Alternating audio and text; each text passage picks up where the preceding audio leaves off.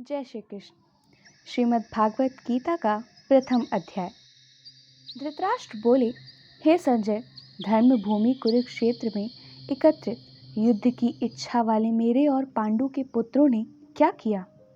संजय बोले, उस समय राजा दुर्योधन ने व्यूह रचना युक्त पांडवों की सेना को देखकर और द्रोणाचार्य के पास जाकर यह वचन कहा, हे आचार्य, आपके बुद्धिमान शिष्य द्रुपद पुत्र धृष्टद्युम्न द्वारा व्यूहकार घड़ी हुई पांडुपुत्रों की इस बड़ी भारी सेना को देखिए। इस सेना में बड़े बड़े धनुषों वाले तथा युद्ध में भीम और अर्जुन के समान शूरवीर सात्विकी और विराट तथा महारथी राजा द्रुपद, दृष्टकेतु और चेकितान तथा बलवान काशीराज पुरजित, कुंती भोज और मनुष्यों में श्रेष्ठ शैब्य पराक्रमी युधामन्यु तथा बलवान उत्तमौजा सुभद्रा पुत्र अभिमन्यु एवं द्रौपदी के पांचों पुत्र, ये सभी महारथी हैं। हे ब्राह्मण श्रेष्ठ, अपने पक्ष में भी जो प्रधान हैं उनको आप समझ लीजिए। आपकी जानकारी के लिए मेरी सेना के जो जो सेनापति हैं उनको बतलाता हूँ। आप द्रोणाचार्य और पितामह भीष्म तथा कर्ण और संग्राम विजयी कृपाचार्य तथा वैसे ही अश्वत्थामा, विकर्ण और सोमदत्त का पुत्र भूरिश्रवा और भी मेरे लिए जीवन की आशा त्याग देने वाले बहुत से शूरवीर अनेक प्रकार के शस्त्र शास्त्रों से सुसज्जित और सब के सब युद्ध में चतुर हैं। भीष्म पितामह द्वारा रक्षित हमारी वह सेना सब प्रकार से अजेय है और भीम द्वारा रक्षित इन लोगों की यह सेना जीतने में सुगम है। इसलिए सब मोर्चों पर अपनी अपनी जगह स्थिर रहते हुए आप लोग सभी निस्संदेह भीष्म पितामह की ही सब ओर से रक्षा करें। कौरवों में वृद्ध बड़े प्रतापी पितामह भीष्म ने उस दुर्योधन के हृदय में हर्ष उत्पन्न करते हुए उच्च स्वर से सिंह की दहाड़ के समान गरज कर शंख बजाया। इसके पश्चात शंख और नगाड़े तथा ढोल मृदंग और नरसिंह आदि बाजे एक साथ ही बज उठे। उनका वह शब्द बड़ा भयंकर हुआ। इसके अंतर सफेद घोड़ों से युक्त उत्तम रथ में बैठे हुए श्री कृष्ण महाराज और अर्जुन ने भी अलौकिक शंख बजाए।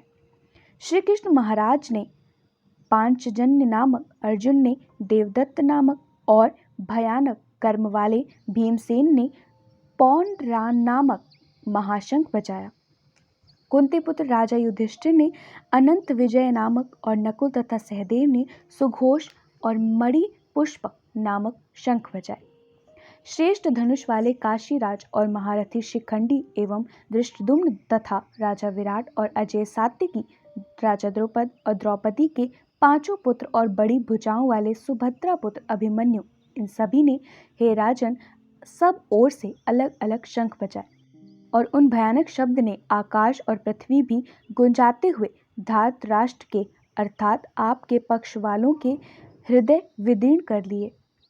हे राजन, इसके बाद कपिध्वज अर्जुन ने मोर्चा बांधकर डटे हुए धृतराष्ट्र संबंधियों को देखकर उस शस्त्र चलाने की तैयारी के समय धनुष उठाकर ऋषिकेश श्री कृष्ण महाराज से यह वचन कहा, हे अच्युत, मेरे रथों को दोनों सेनाओं के बीच में खड़ा कीजिए और जब तक कि मैं युद्ध क्षेत्र में डटे हुए युद्धों के अभिलाषी इन विपक्षी योद्धाओं को भली प्रकार देख लूं, इस युद्ध रूप व्यापार में मुझे किन किन के साथ युद्ध करना योग्य है, तब तक उसे खड़ा रखिए।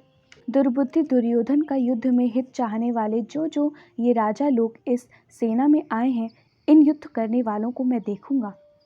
संजय बोले, हे धृतराष्ट्र, अर्जुन द्वारा इस प्रकार कहे हुए महाराज श्री कृष्णचंद्र ने दोनों सेनाओं के बीच में भीष्म और द्रोणाचार्य के सामने तथा संपूर्ण राजाओं के सामने उत्तम रथ को खड़ा करके इस प्रकार कहा कि हे पार्थ, युद्ध के लिए जुटे हुए इन कौरवों को देख।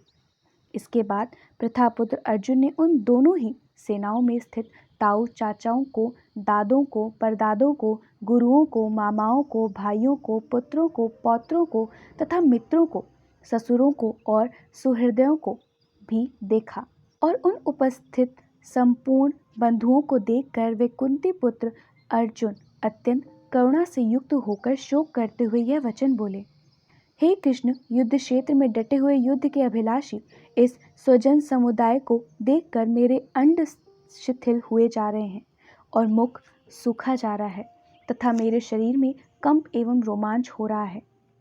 हाथ से गांडीव धनुष गिर रहा है और त्वचा भी बहुत जल रही है तथा मेरा मन भ्रमित सा हो रहा है, इसलिए मैं खड़ा होने को भी समर्थ नहीं हूँ। हे केशव, मैं लक्षणों को भी विपरीत ही देख रहा हूँ तथा युद्ध में स्वजन समुदाय को मारकर कल्याण भी नहीं देखता। हे कृष्ण, मैं ना तो विजय चाहता हूँ और न राज्य तथा सुखों को ही। हे गोविंद, हमें ऐसे राज्य से क्या प्रयोजन है अथवा ऐसे भोगों से और जीवन से भी क्या लाभ है। हमें इनके लिए राज्य, भोग और सुख आदि अभीष्ट हैं। वे ही ये सब धन और जीवन की आशा को त्याग कर युद्ध में खड़े हैं। गुरुजन, ताऊ, चाचे, लड़के और उसी प्रकार दादे, मामे, ससुर, पौत्र, साले तथा और भी संबंधी लोग हैं। हे मधुसूदन, मुझे मरने पर भी अथवा तीनों लोकों के राज्य के लिए भी मैं इन सबको मारना नहीं चाहता, फिर पृथ्वी के लिए तो कहना ही क्या है। हे जनार्दन, धृतराष्ट्र के पुत्रों को मारकर हमें क्या प्रसन्नता होगी। इन आतताइयों को मारकर तो हमें पाप ही लगेगा। अतएव हे माधव, अपने ही बांधव धृतराष्ट्र के पुत्रों को मारने के लिए हम योग्य नहीं हैं, क्योंकि अपने ही कुटुंब को मारकर हम कैसे सुखी होंगे। यद्यपि लोभ से भ्रष्ट चित्त हुए ये लोग कुल के नाश से उत्पन्न दोषों और मित्रों से विरोध करने में पापों को नहीं देखते, तो भी हे जनार्दन, कुल के नाश से उत्पन्न दोष को जानने वाले हम लोगों को इस पाप से हटाने के लिए क्यों नहीं विचार करना चाहिए। कुल के नाश से सनातन कुल धर्म नष्ट हो जाते हैं। धर्म के नाश हो जाने पर संपूर्ण कुल में पाप भी बहुत फैल जाता है। हे कृष्ण, पाप के अधिक बढ़ जाने से कुल की स्त्रियां अत्यंत दूषित हो जाती हैं और हे वर्षीय, स्त्रियों के दूषित हो जाने पर वर्ण संकर उत्पन्न होता है। वर्ण संकर कुल घातियों को और कुल को नरक में ले जाने के लिए होता है। लुप्त हुई पिंड और जल की क्रिया वाले अर्थात श्राद्ध और तर्पण से वंचित इनके पितृलोक भी अधोगति को प्राप्त होते हैं।